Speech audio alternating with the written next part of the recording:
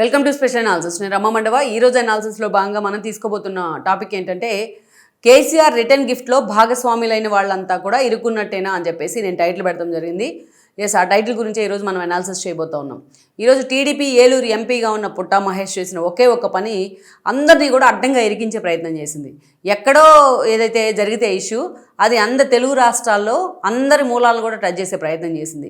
ఈరోజు ఎంత ఎఫెక్ట్ చేసిందంటే ఈ ఇష్యూ నిజంగా అటు టీడీపీని ప్రభుత్వాన్ని కూడా టీడీపీ వైపు నుంచి ఈరోజు చంద్రబాబు నాయుడు ఆ స్థాయిలో అతన్ని భరించాలని బాధపడుతున్నారు అంటే అర్థం చేసుకుని ఉండాలి మనం ఎలాంటి సిచ్యువేషన్ ఉంది, ఎలాంటి సెన్సిటివ్ సిచ్యువేషన్ ఉంది అని. ఇక్కడ అందరూ ఏం మాట్లాడుతూ ఉన్నారంటే గతంలో వైసీపీ హయాంలో డ్రగ్స్ లేవా, వైసీపీ హయాంలో గాంజా లేదా, ఇవన్నీ అందుకే కదా జగన్మోహన్ రెడ్డిని 11 సీట్లకే పరిమితం చేశారు. అది గతం కదా. ఈరోజు ఉన్నది కూటమి ప్రభుత్వం. ఈ కూటమి ప్రభుత్వంలో ఉన్న ఎంపీలు కానీ ఎమ్మెల్యేలు కానీ ఎవరైనా సరే వాళ్ళు చేసే పని ఆబ్వియస్లీ కూటమి ప్రభుత్వాన్ని హిట్ చేస్తుంది.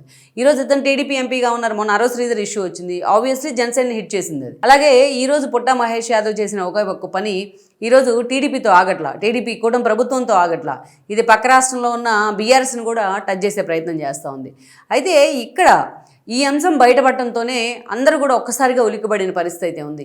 ఇక్కడ యాదృచ్ఛికంగా జరిగిందా లేకపోతే పుట్టా మహేష్కి నిజంగానే ఇలాంటి అలవాట్లు ఉన్నాయనేది మనం పక్కన పెడితే, అతను ఏదో నేను అన్ఎక్స్పెక్టెడ్గా వెళ్ళాను, అక్కడికి వెళ్ళటం అక్కడ డ్రగ్స్ ఉంటాయని నాకు తెలియదు, ఏదేదో వివరణ ఇస్తూ ఉన్నాడు. కానీ అది ఇంకా డ్యామేజింగ్గా ఉంది. అతను వివరణ ఇవ్వకుండా ఉండాలి, అందరికీ ఒక క్షమాపణ చెప్పుంటే కనీసం కన్సర్న్ ఉండేది అతని మీద.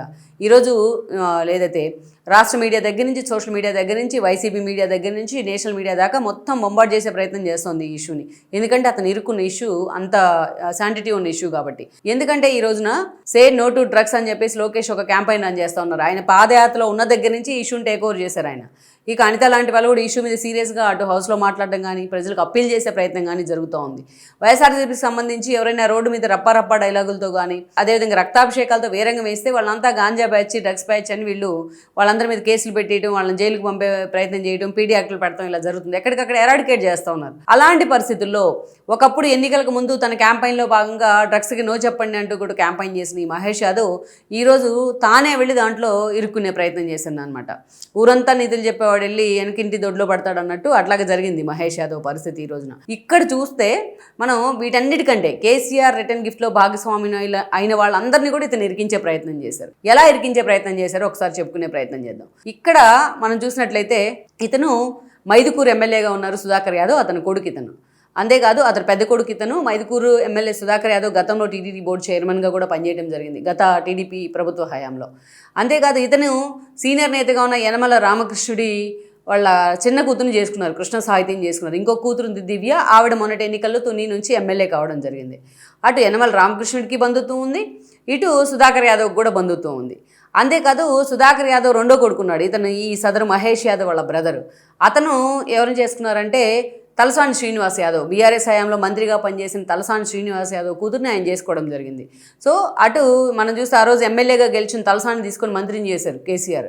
వీళ్ళ ముగ్గురికి కూడా లింక్ చేసే ప్రయత్నం జరిగింది. ఈ రోజు ఈ మహేష్ యాదవ్ చేసిన ఒకే ఒక్క పని వీళ్ళందరినీ పాపం అందరినీ హిట్ చేసింది. ఒకవైపు సుధాకర్ ఏమో మంత్రివర్గ రేస్లో ఉన్నారు, కడపలో రెడ్డిని పక్కన పెట్టి బీసీలకు ప్రయారిటీ ఇద్దామని చంద్రబాబు నాయుడు అనుకున్నారు అనేది చాలా రోజులుగా నడుస్తున్న ప్రచారం. సో ఇది హిట్ చేసింది ఇప్పుడు సుధాకర్ యాదవ్ తన కొడుకు రూపంలో. ఆబ్వియస్లీ అతను రేస్లో వెనకబడ్డట్టే, పక్కన పెట్టినట్టే. యనమల రామకృష్ణుడు ఎప్పటి నుంచో తనకు పదవి ఇవ్వలేదనే అసహనంతో ఉన్నారు. ఆయన చాలాసార్లు అసహనంతో మాట్లాడుతూ ఉన్నారు. ఇప్పుడు రాజ్యసభ రేస్లో ఉన్నారనే ప్రచారం కూడా ఉంది. అలాంటి సమయంలో ఆయన కూడా ఇది హిట్ చేసినట్టే. స్వయంగా తన అల్లుడు దీంట్లో ఇరుక్కోవడం అనేది, యనమల రామకృష్ణుడు ఎక్కడ ఎవరు మాట్లాడినా బయటకు వచ్చి నీతులు చెప్తూ ఉంటారు. అలాంటిది ఈరోజు తన మామను కూడా ఆయన అడ్డంగా ఇరికించే ప్రయత్నం చేశారు. ఇంకొకటి, ఆయన కూడా మామ వరుసే అవుతారు తలసాని శ్రీనివాస్ యాదవ్. ఇదే తలసాని శ్రీనివాస్ యాదవ్ కూతురు తన తమ్ముడు చేసుకోవడం జరిగింది.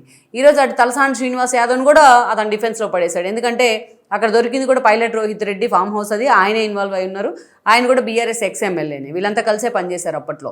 అండ్ వన్ మోర్ ఇక్కడ ఏంటంటే ఎందుకు రిటర్న్ గిఫ్ట్ అని మనం మెన్షన్ చేసాము, గతంలో ఎవరైతే కేసీఆర్ ఏదైతే ముందస్తు ఎన్నికలు 18లో ముందస్తు ఎన్నికలకు వెళ్ళిన తర్వాత ఆ ఎన్నికల్లో బీజేపీతో వచ్చిన డిఫరెన్సెస్ కారణంగా చంద్రబాబు నాయుడు రాహుల్ గాంధీతోని కాంగ్రెస్తోని పొత్తులు పెట్టుకుని ఆ రోజు ఎన్నికలకు వెళ్ళడం జరిగింది. ఆ రోజు ఎన్నికలకు వెళ్ళిన క్రమంలో దాన్ని కేసీఆర్ ఒక అస్త్రంగా వాడుకున్నారు. తనకు అసలు ఒక ఐడియానే లేదు ఎందుకు ముందస్తు ఎన్నికలకు వెళ్దాం అనేది, ఒక రీజన్ లేదు సాలిడ్గా.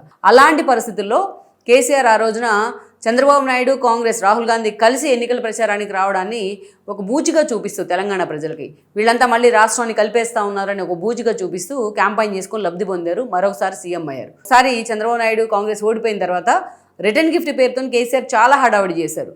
నన్ను ఓడగొట్టడానికి చంద్రబాబు నాయుడు కాంగ్రెస్తో చేతులు కలిపారు కాబట్టి నేను ఆయనకి రిటర్న్ గిఫ్ట్ ఇస్తాను, ఆయన్ని ఓడగొడతాను అని చెప్పేసి ఒక శబ్దం తీసుకొని అప్పటి నుంచి రిటర్న్ గిఫ్ట్ అనే పదాన్ని చాలా పాపులర్ చేశారు. తనకే ఆ పదం మీద పేటెంట్ రైట్ ఉంది అన్నట్టుగా.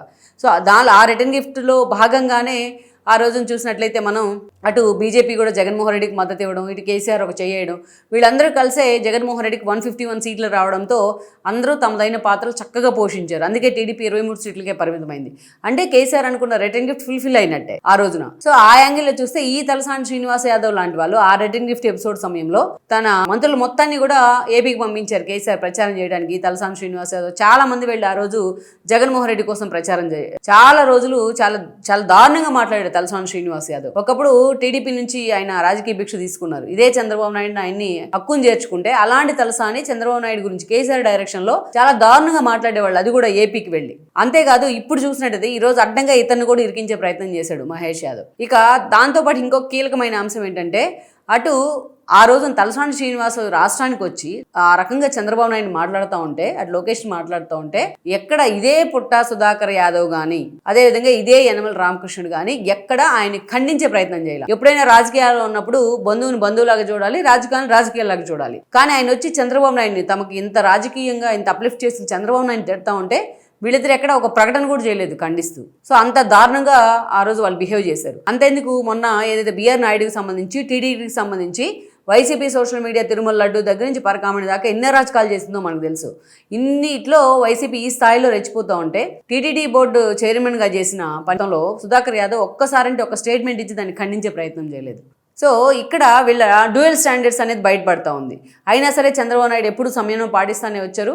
కానీ వీళ్ళ డ్యూయల్ స్టాండర్డ్స్ని బయటేసేందుకే ఈరోజు పుట్టా మహేష్ డ్రగ్స్ కేసు బయటకు వచ్చింది అనేది టీడీపీ క్యాడర్లో జరుగుతున్న చర్చ. ఇంకోటి ఏంటంటే ఇంత ద్వేషం ఉంది వాళ్ళిద్దరి మధ్య. The dirtiest politician of India అని కేసీఆర్ చంద్రబాబు నాయుడు సంబోధించేవాళ్ళు ఎప్పుడు కూడా. అంత స్థాయిలో విషయం చెమ్మి టీడీపీని తెలంగాణ నుంచి దూరం చేసే ప్రయత్నంలో ఒక యజ్ఞంలాగా దాన్ని కేసీఆర్ తీసుకుంటే అదే కేసీఆర్ పార్టీకి చెందిన ఎమ్మెల్యేలతో టీడీపీ ఎంపీలు ఎలా అంటకాగుతారు అన్న చర్చ కూడా జరుగుతోంది. సో ఇన్ని రకాలుగా డ్యామేజ్ చేసే ప్రయత్నం చేశారు.